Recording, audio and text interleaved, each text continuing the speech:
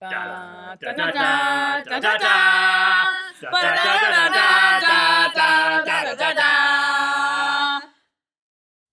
da. I've always identified with Deanna Troi, and my mom was a therapist, and I always felt like a beta Z because I was empathic.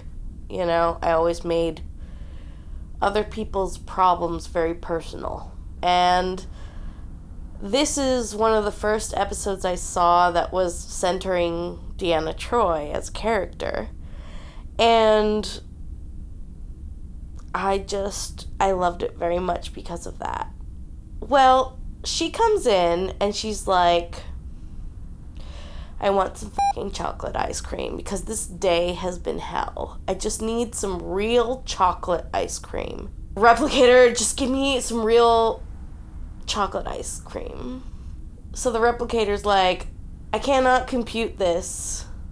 This is not nutritionally appropriate. And she's like, fuck that shit, I want some fucking chocolate ice cream. Give me some fucking chocolate ice cream. And then she gets this call, and Picard's like, the world home is... the wormhole is opening. Deanna, please come to the bridge. We're having an impromptu consulate meeting. It's very last minute. And she's like, God damn it, I fucking have to zip this shit up again. It's like when you take your bra off after work and you're just letting go. And she was like, I just want fucking buttercream ice cream. And I want to take off my bra and I want to be able to breathe. And then fucking Picard chimes in. She's like, oh, fuck. It's fucking 6:30 p.m. And she's like, okay, fine.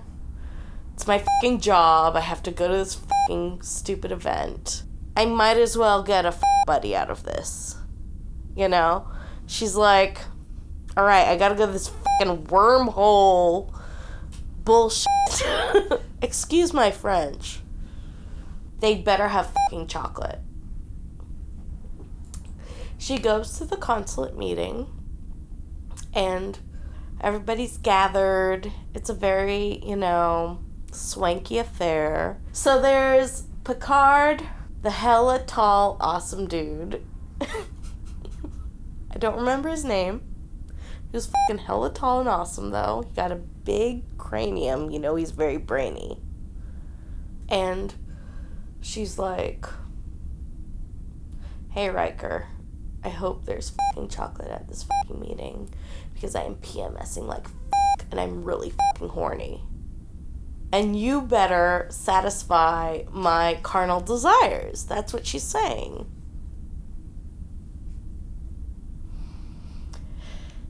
And then there was, this slithering motherfucker. And he's very seductive. She first sees him and she's like, oh, I feel something different about this man. Your hair is pretty cute. Your suit is pretty cute. I think I'm gonna give you a wink,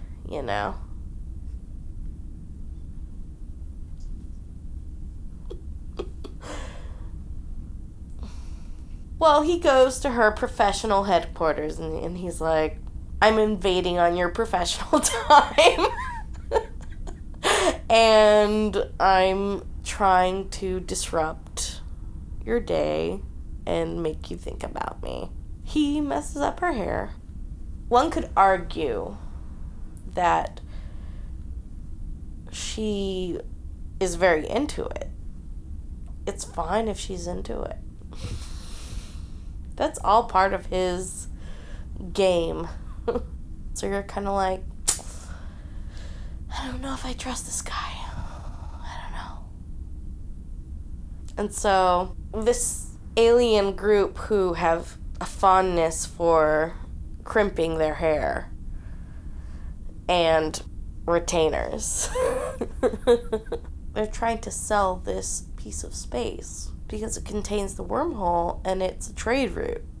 I think it's a stable wormhole. They understand that they have a commodity that can be capitalized on. And they're like, all right, we'll host any contenders, but they're having it on the Enterprise on a starship. And they're there for the highest bidder, which is, the highest bidder. Well, they beam in the Ferengi. And the Ferengi are like, hey, we have a stake in this too. Well, I think of the Ferengi as like your annoying uncle that just comes in and is very entitled and is like, give us your chairs. They're really fixated on the furniture. And fucking Picard has to give up his chair to this fucking Ferengi. And he's like, you can have my chair. Don't worry about it. Please engage in this in a genuine way.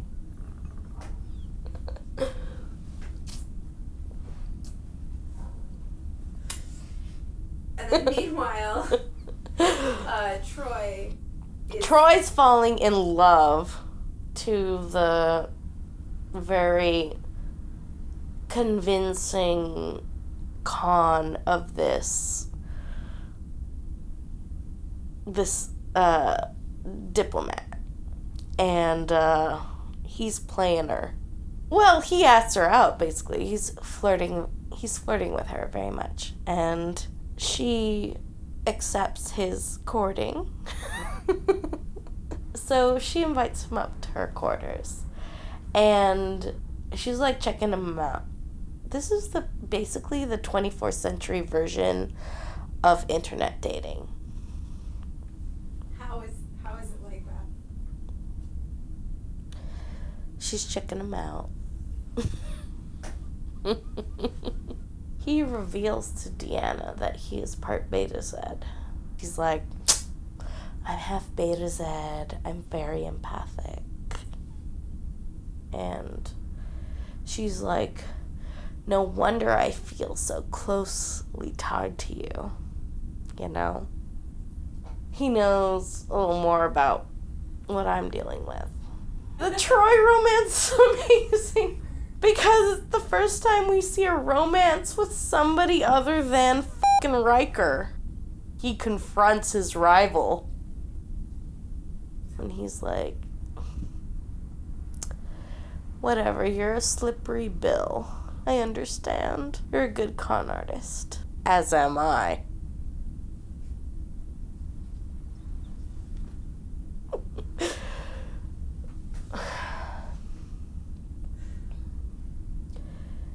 And he basically challenges him to a race. I mean, my theory is that Deanna Troi is a Gemini. But that's just my theory.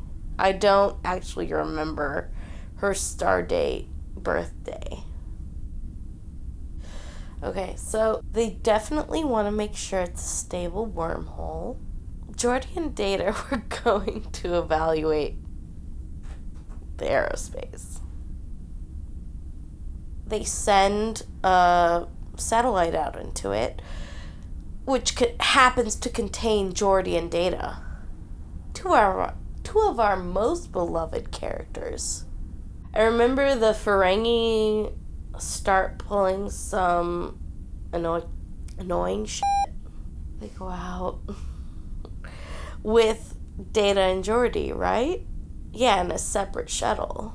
In their own Ferengi shuttle. Data and Geordi get to spend a lot of quality time together. They are unsure of whether the end of their wormhole will be stable.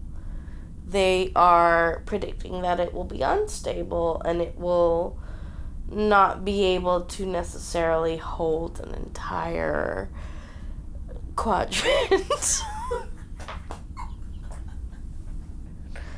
Maybe it's not stable on the other side.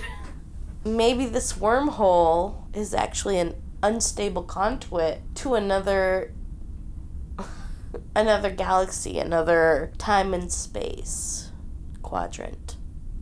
They're afraid that they'll get stranded in space.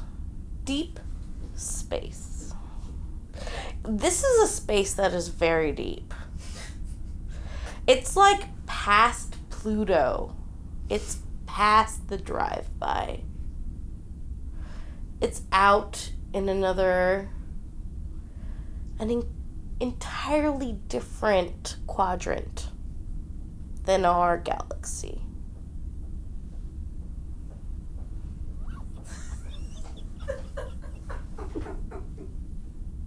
The wormhole closed behind them. The Ferengi are stranded in deep space, but Troi has been sleeping with the enemy, so to speak, with this delicate. He's working for several different people, apparently. Yeah. What's their name? The Chrysalians? Chrysalians.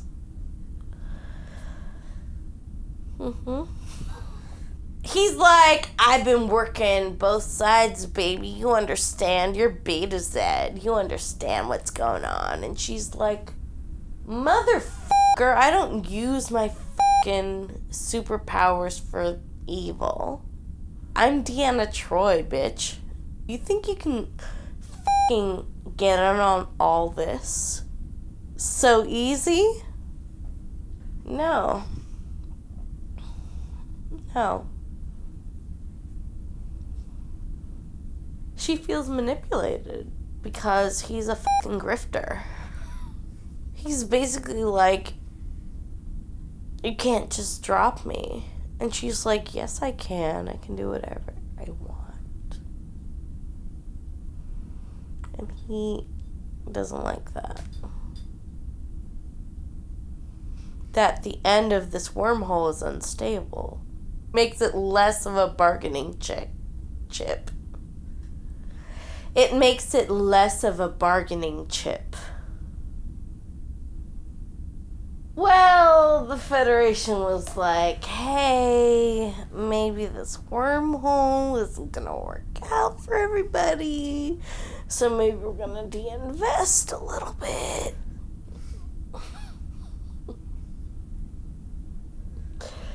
They're like, fuck you, man. Who's like, who says that to who? Is it more like Riker? Who's like, fuck you, man. Your shit's not worth shit anymore. Bye, we're leaving, motherfuckers. Deanna Troi is saying that. Picard is saying that. Riker is saying that. Geordi is saying that. Data is saying that. Everybody in the fucking Federation is fucking saying that. So the Federation decided not to buy the wormhole. And they left. They left the area.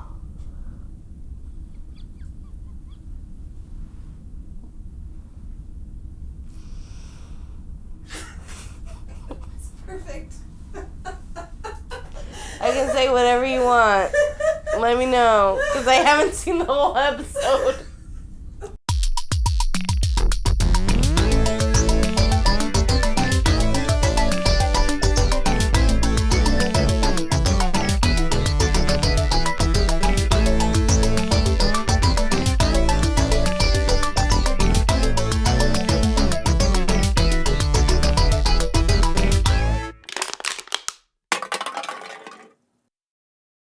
LaVar, I'm hoping for your feedback.